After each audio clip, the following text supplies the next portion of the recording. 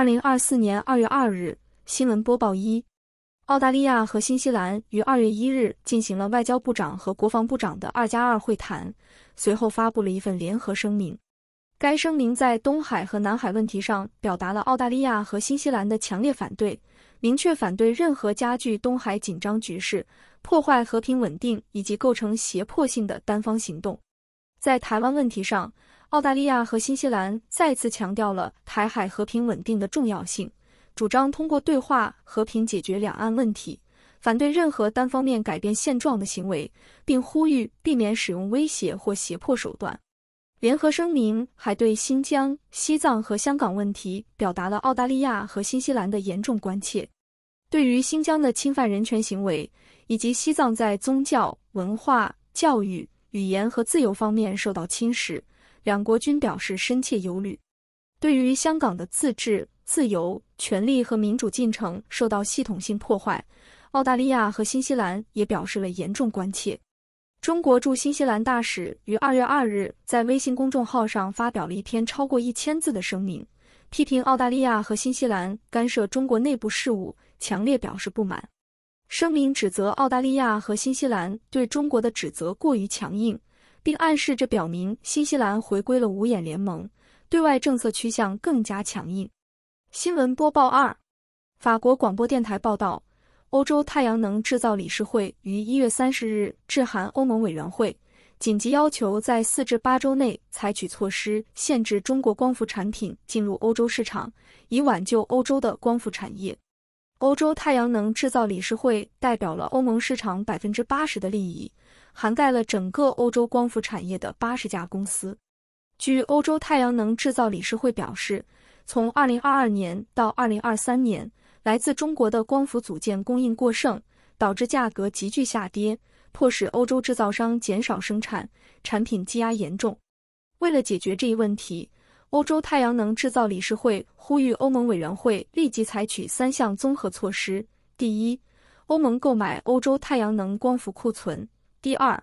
欧盟支持为欧洲生产商提供融资项目；第三，加快制定法规，禁止使用强迫劳动生产的太阳能电池板，减少对单一国家指中国的过度依赖。中国海关数据显示，2022年中国向欧盟出口的太阳能光伏电池为226亿美元，而到去年2023年已下降至191亿美元。这表明光伏产业已成为欧盟和中国贸易争端的一个焦点。同时，欧盟正在调查中国的电动车补贴问题，可能导致对中国电动车的进口关税。此外，中国对欧盟的白兰地进行反倾销调查，引发了贸易争端。这一系列问题影响了法国及其他欧洲国家的经济。新闻播报三，路透社报道，中国驻乌克兰大使在1月份曾与乌克兰官员会面，要求将14家中国公司从国际战争资助者名单中移除。这个名单涉及支持俄罗斯的企业。乌克兰国家反腐败局随后公布了包含48家公司的清单，其中包括14家中国企业，如中石油、中石化、中海油、中铁建、阿里巴巴和海康威视。乌克兰国家反腐败局指出，这些企业协助或推动了俄罗斯对乌克兰的入侵。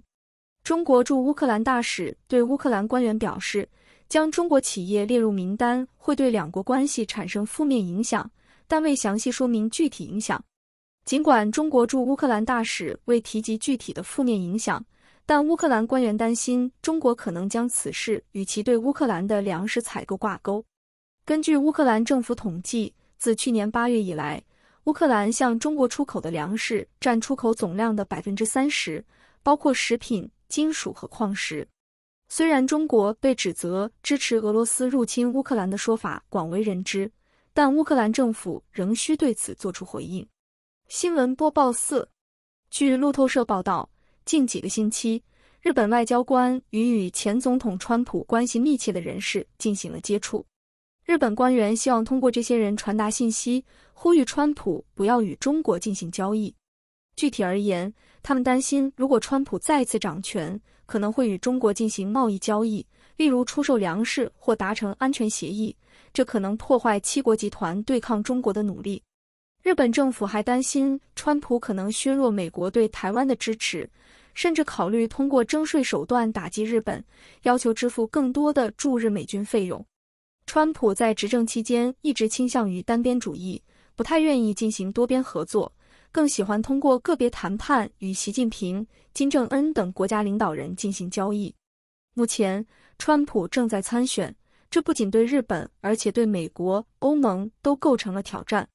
川普的外交风格被形容为千岛湖，各种关系看似不相关，一招一式都颇具戏剧性。这对于国际政治格局而言，将是一场复杂的挑战。新闻播报5。根据美国经济报道，美国国会及行政当局中国委员会于2月1日召开听证会，讨论中国的人权状况。在听证会上，英国人权组织香港监察创办人罗杰斯表示，香港有68个民间社会组织被迫关闭，政府监禁了1000多名政治犯，其中包括中国的人权活动家黎智英，他成为中国迫害人权的象征。罗杰斯还指出，基本法第23条立法将进一步侵害香港的言论自由，呼吁英国采取制裁措施，类似美国对香港的做法。多伦多大学公民实验室研究员德克斯博士在听证会上表示，网络审查对中国公民的言论自由产生了影响。他要求美国公司如微软和苹果解释在中国平台上如何实施政治和宗教审查。德克斯强调，这些公司参与其中，对于言论自由的限制需要得到更多的关注。中国的维权律师丁家喜及其妻子罗胜春在听证会上表示对中国维权律师许志勇的关切。许志勇的亲人向中国监狱提出要求和许志勇见面，但被拒绝。中国监狱甚至威胁将许志勇的亲人送进监狱。罗胜春批评中国政府迫害人权及其维权捍卫者的行为。这次听证会凸显了国际社会对中国人权状况的担忧，以及对于在中国运营的美国公司在维权问题上的问责。新闻播报6。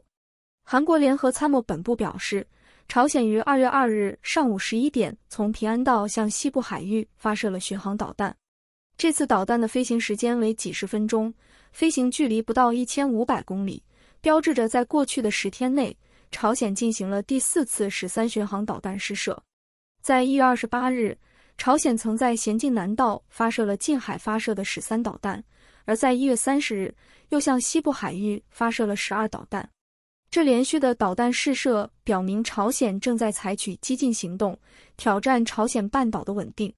同时，朝中社报道称，朝鲜领导人金正恩于2月2日视察南浦造船厂，关注军舰的建造工作。金正恩要求加快战争准备，强化海军舰艇的建造工作，以增强海军的实战能力，并推动朝鲜的造船工业现代化。然而，要实现这一目标，除非得到中国或俄罗斯的支持，否则可能面临困难。目前看来，俄罗斯在这方面的机会较为有限。新闻播报7。根据美国劳工部于2月2日公布的数据，1月份美国非农职位增加了 35.3 万个，远超过市场预期的18万个，失业率为 3.7%， 低于市场预期的 3.8%。私人企业职位增加了 31.7 万个，几乎是市场预期的 15.5 万个的2倍。制造业职位增加了23000个，是市场预期的 3.6 倍。与此同时，1月份美国的平均时薪环比上升了 0.6%， 高于市场预期的 0.3%， 为自2022年3月以来的最高增幅。这一数据显示出美国劳动市场的强劲表现，企业为留住员工愿意提供更高的工资。在这种情况下，美国经济不太可能陷入衰退。然而，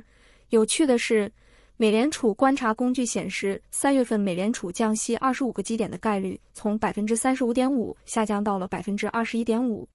这引发了一些疑问，因为在经济强劲的情况下，通常不太可能进行降息。有分析认为，这可能是因为市场对未来降息的期望更多的集中在5月份，因此5月份降息25个基点的概率从 60% 上升到了 63.6%。总体而言，这符合美联储主席鲍威尔在1月份议息会议上的表态。虽然在今年某个时间可能会降息，但不太可能是在3月份。新闻播报8，根据就亚洲电台的报道，山东聊城市的鲁西南医院院长周鸿生宣布自己将进行为期10天的绝食抗议，原因是医院拖欠员工8个月的工资。周鸿生表示，他感到非常内疚，通过绝食来减轻自己的内疚之情，显示出他是一位有良知的医院院长。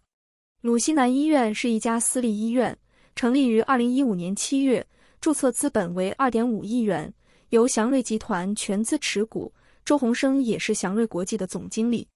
据报道，医院原有600名员工，平均每人欠款超过2万元，而医院的债务总额为1.8亿元。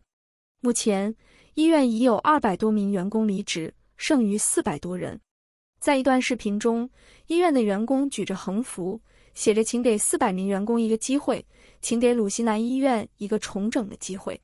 周鸿生在发言中表示，医院无法继续经营，不是因为他们不愿意收治病人，而是因为药材已经耗尽，无法治疗病人。他希望能够得到一个重整的机会。这一情况背后的具体原因尚不清楚，但医院的财务压力似乎已经导致了员工的工资拖欠和医疗资源的匮乏。新闻播报9，根据中央气象台的发布，中央气象台于2月1日发布了冰冻橙色预警，这是中国首次发布橙色预警级别的冰冻预警。冰冻预警不常见，而橙色预警是最高级别。冻雨是一种具有破坏性的气象灾害，在冻雨发生后，人们被建议尽量避免外出，注意保暖和防滑措施，优先选择公共交通，减少自行车、电动车和步行，保持与车辆的安全距离。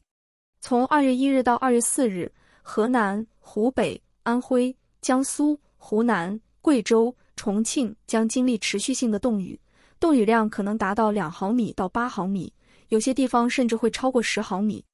受冻雨的影响，大广二广济广京广澳等高速公路，如沈海高速、沪渝高速、杭瑞高速等可能出现积雪或结冰，导致交通堵塞或阻断，提醒驾驶者注意行车安全。此外，中央气象台于2月2日还发布了暴雪黄色预警，预计在2月2日到2月3日，河南、安徽、江苏、湖北、湖南、重庆、贵州等地将出现大到暴雪，其中湖北可能有大暴雪，雪深有望达到20毫米到25毫米。新闻播报10，根据上海市道路交通运输管理局于1月29日发布的通知，网约车在浦东机场运营被严格禁止，特别是在春运期间。交通局表示，由于浦东机场出租车供大于求，出租汽车司机需要等待5-6个小时才能接到一单生意，而网约车司机只需等待5-6分钟就可以接到乘客。为了保障重要枢纽的运营，决定先保障出租车。然而，有舆论质疑这一决定的合理性，认为禁止网约车运营没有依据也不合理，侵犯了网约车平台司机的权利，限制了网约车和出租车的公平竞争权。一些法律专业人士，如华东政法大学法律学院副院长陈岳峰表示，此举显然是一种不合理的行为。相反，与上海不同的是，广州市政府新闻办于2月1日举行新闻发布会，广州市交通运输局的副局长张直表示，鼓励网约车前往机场接单。这一举措被解读为在某种程度上支持网约车在机场运营，与上海的禁令形成鲜明对比。